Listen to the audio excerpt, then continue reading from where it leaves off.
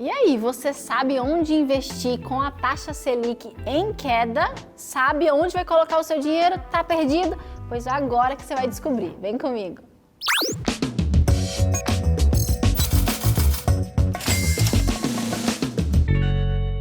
Nessa nova fase aí do mercado, com a taxa em queda, nesse novo ciclo aí econômico, onde você tem colocado os seus investimentos? Queria que você comentasse aqui embaixo o que você mexeu na sua carteira de investimentos, ou você está pensando assim, Kathleen, que carteira de investimentos? Eu não tenho nem a reserva de emergência.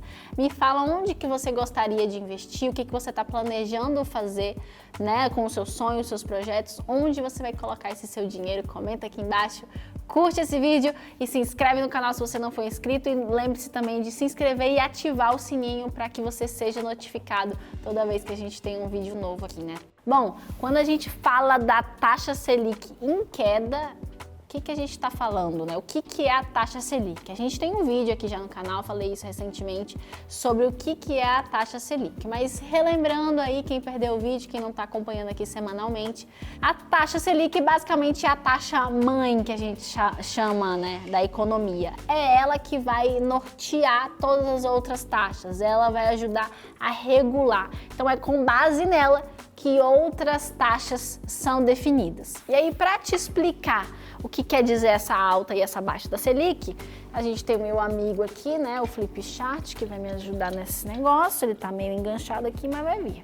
Beleza, quando a gente fala que a taxa Selic tá em queda, o que eu quero dizer com isso? E quando ela tá em alta? A gente teve vários vídeos, né, um tempo aí atrás, eram todos os educadores financeiros, a taxa Selic subiu, e aí aquela cara, né, nas miniaturas do YouTube.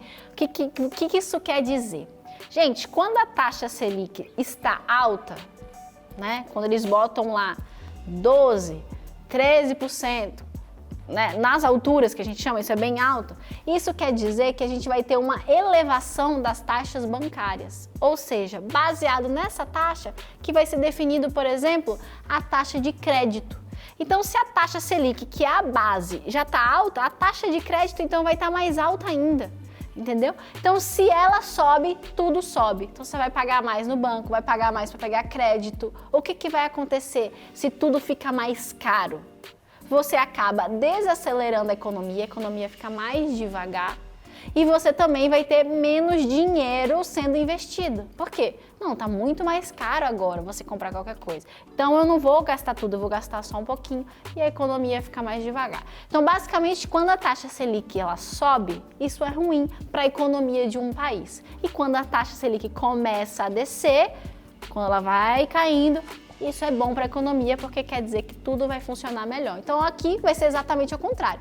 Taxa Selic caiu, quer dizer que as taxas bancárias vão cair, o valor do crédito vai diminuir. Então, por exemplo, se você quer financiar um imóvel, quanto mais baixa a taxa Selic, mais baixa vai ser a taxa de crédito e melhor vai ser para você fazer um financiamento, por exemplo. Você vai gastar menos dinheiro para fazer esse financiamento. Então a taxa bancária cai, a taxa de crédito cai e aí vai ser o contrário daqui. Você vai ter mais dinheiro e mais a economia vai estar lá circulando, tá? Então é isso que a gente está falando. A gente está falando agora nesse período de queda da taxa Selic em que ela está sendo reduzida. E por que isso está acontecendo? Porque a economia, gente, vou até botar aqui, economia, que é como se fosse isso aqui. O que eu quero dizer com isso, esse círculo aqui? Que ela é cíclica.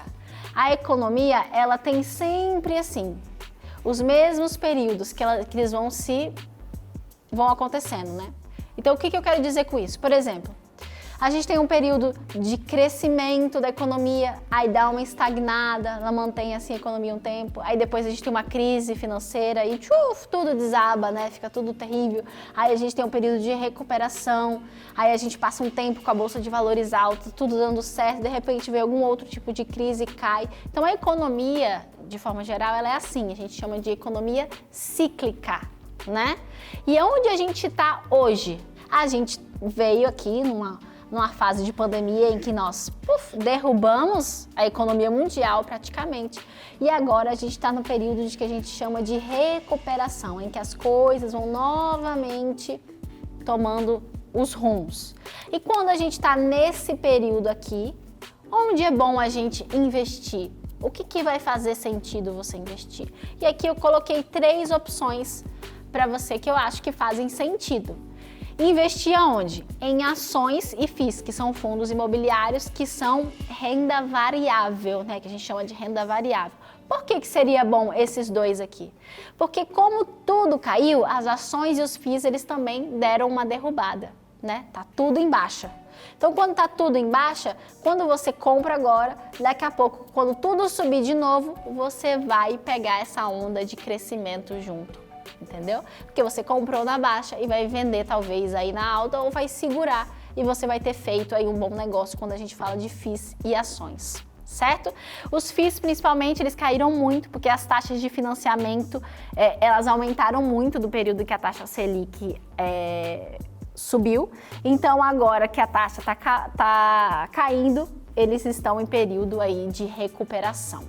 E agora, por que você colocou aqui, Kathleen, pré-fixado? De que eu estou falando? Do que eu estou falando de renda fixa.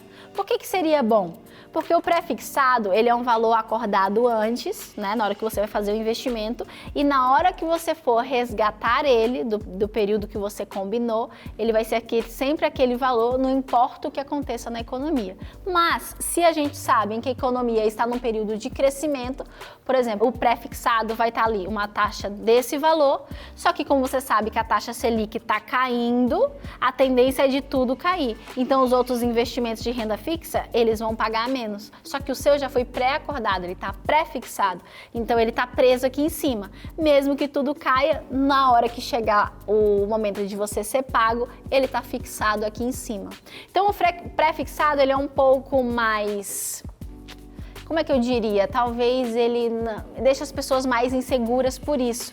Porque se você não entende o período econômico que a gente está, ele pode ser, assim, quase que uma renda variável, porque você não sabe o que vai acontecer. Agora, quando você entende isso, de que a taxa está alta e a tendência dela é cair e não subir, você sabe, não, se eu vou estar aqui em cima e ela vai cair, eu vou segurar esse preço mais lá em cima.